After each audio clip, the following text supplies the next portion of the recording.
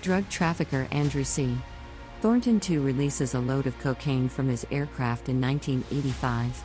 With a duffel bag full of drugs, he makes an attempt to parachute out, but he knocks himself out on the doorframe and dies as a result. He is recognized by Bob, a local investigator, when his body arrives in Knoxville, Tennessee. He concludes that the remaining cocaine is either missing or came from Sid White, a street Louis drug lord. In the meantime, an American black bear in the Chattahoochee-Oconee National Forest consumes some cocaine. The bear then becomes extremely hostile and attacks two hikers named Elsa and Olaf, killing the former. Dee, a middle school student, lives in northeast Georgia with her mother, a nurse named Sari. Dee skips class with her best friend Henry so they can create a painting of the forest falls. Before the bear attacks them, the two locate a missing brick of cocaine on the trail leading to the falls and consume some of it. Together with Liz, a park ranger, and Peter, a wildlife activist, Sari enters the forest to look for the children. Henry is discovered by the three sheltering from the bear by clinging to a tree. When the bear attacks, Peter is knocked over by a mound of cocaine and slashes Liz as he does so. The bear, drawn to Peter's cocaine-coated body, kills him while ignoring Henry.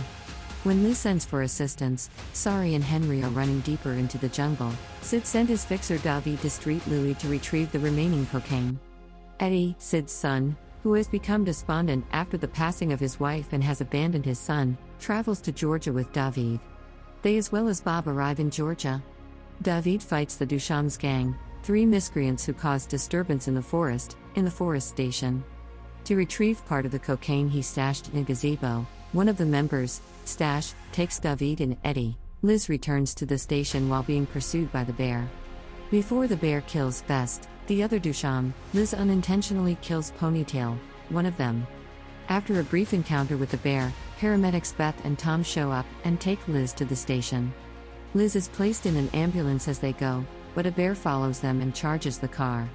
Tom is killed by the bear in the ensuing turmoil, and Liz is crushed to death on the road after falling out of the ambulance. Beth loses control of the ambulance and rams into a tree, dying as she is propelled through the windshield. Dee left a trail of paint behind, which Sari and Henry used to find her. After being brought to the gazebo, David and Eddie discover Bob there with a hidden duffel of cocaine. Bob uses the bag of coke to divert the bear when it first appears. Sid fatally shoots Bob out of nowhere after admitting that his bosses are pressuring him to get the cocaine. Olaf, who is in sadness, guides Sari and Henry to Dee's hiding location, the cave where the bear is hiding with its two pups, revealing that the bear is a mother. As soon as Olaf turns away, the bear kills him.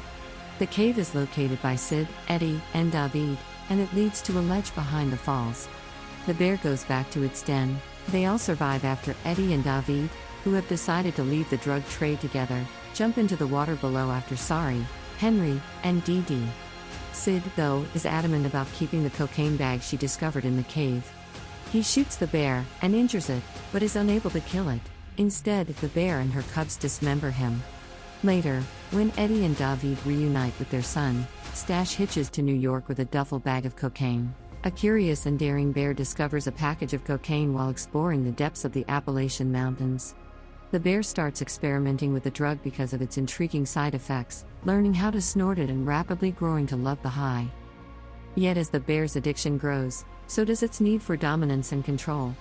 The once soft creature quickly transforms into a ferocious and merciless warrior, learning the skill of sword combat and slaying anybody who stands in its way. A crew of daring hunters set out to put an end to the bear's reign of terror before it was too late. Yet they have no idea that this bear isn't just any bear, it's a cocaine bear, and it'll do anything to preserve its new way of life. He starts selling drugs to the other animals in the forest, building a drug empire.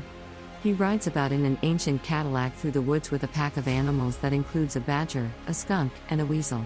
The fearsome animal unleashes a vicious attack, as the hunters move in on the drug bear and his group, killing several of them with their newly acquired sword fighting abilities.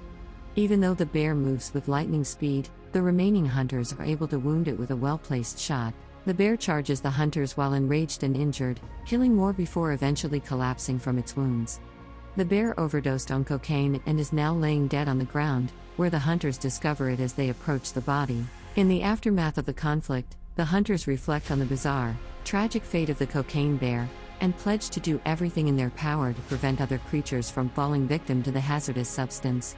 The movie finishes with a depressing reminder of how destructive addiction can be even to the most unlikely of creatures. Cocaine Bear is an exhilarating journey through the perilous world of drug-fueled animal warfare, with breathtaking action sequences, exhilarating combat, and bears you've never seen before.